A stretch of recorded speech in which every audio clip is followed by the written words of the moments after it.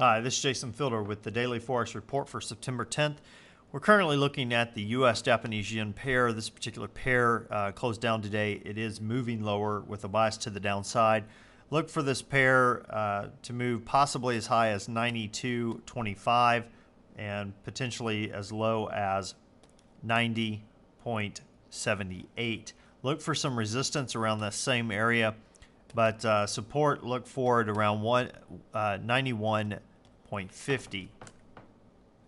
Now, switching to the Euro USD pair, this particular pair did close higher, did close up, but below previous areas of resistance. It did go above, but it did pull back prior to close, so take a note of that. This pair is moving higher, and the bias is to the upside. Look for this pair to potentially move as high as 1.4700, possibly as low as 144.27. Look for some resistance around 146.13, and look for some support around 14500. Now, switching to the pound US dollar pair, this pair moved much higher today. Closed higher, definitely moving to the upside. Look for this pair to potentially move as high as 167.94, possibly as low as 163.73. Look for some resistance around 166.85, and look for some support around 165.50. Now let's take a look at the US Swiss. This pair moved lower, closed lower, is definitely has a bias to the downside. Look for this pair, if it does move higher, to move as high as 1.0526, possibly as low as 102.90. Look for some resistance around 104.32, and look for some support around 10360.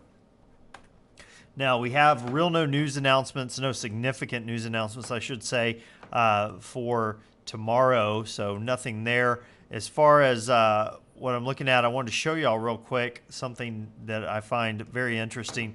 We have, this is the US Swiss.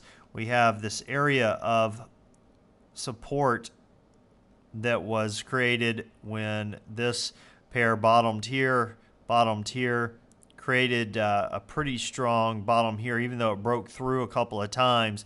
As far as closing, it closed above it. So we had 1, 2, 3 times, and as far as this line kind of holding it, if you come over here, we have an area of support, same situation as far as closed around that same area. Now, if you draw your trend or a horizontal line here to here, you will notice that they're pretty much the same. So right there, if you see, we've tagged this point and this point have pretty much tagged the same area. Let me go ahead and put a horizontal line on that. So you can see it's dipped a little bit below it, but it definitely has closed above it. So the question is, where do you think this pair is going if it continues to go lower? Well, if it retraces, it's definitely coming back to this area of support, which would now become an area of resistance. So if this pair were to reverse and come up to this point, that's definitely where I'd look for it to hit. Now, we haven't had any signals of that, but if it is, look for it to hit 1.0580 area. Now, if it breaks through currently where it's at, where would it go next? Well, you need to kind of scroll over a little bit further. We have some areas of support that it should hit prior to going further, or places where you could see it pause would definitely be this area, okay, where we saw some previous resistance that would now be support. You can also notice that same area right along here, we have resistance, and we also have support there that occurred here, a little bit here. It did break down below it, but had it here as well. So this would be another area that I would look for this pair to hit some support. Let's go ahead and draw that around the 1.0147 mark. So if we get a break to the downside, I definitely look for it to go to that point if we do get a break. Beyond that, go a little bit lower down to right at the 1,000 mark, or 1.0000 mark. So those are some areas of support and resistance that I would look at. Let me zoom back in now that you can see this a little bit better, kind of where we're at. If we get a break to the downside, I'd venture to say we're going to see some support in this area. Maybe the market moves.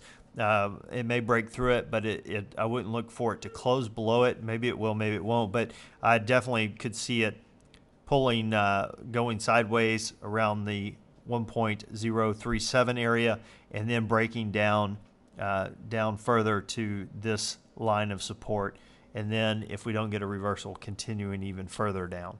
But that's definitely something to look for. If we do get a reversal signal, for instance, if this particular session, Friday's session, if it closes without breaking the low, closes up, and creates a swing trade setup, that would be a great setup to look for and see if we could grab some pips out of it. Of course, we'll have to see on Friday if that were to occur, but it may look like something like this.